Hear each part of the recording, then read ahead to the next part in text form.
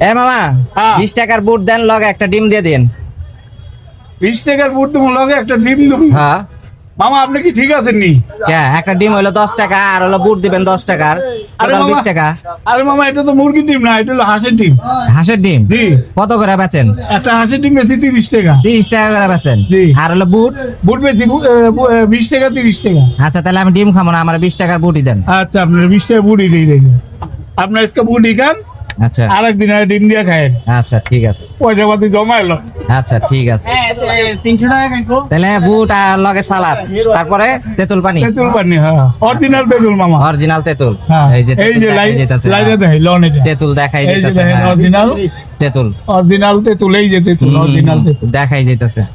আচ্ছা এরপরে আপনার স্পেশাল একটা পেঁয়াজের দেন না, ওইটা দিলেন না? হ্যাঁ মামা এই যে দিছি তো, এটা হলো পেঁয়াজ বাটা। আচ্ছা এই হলো প্যাকেজটা কত পড়লো? এটা হলো 20 টাকা। 20 টাকা। জি।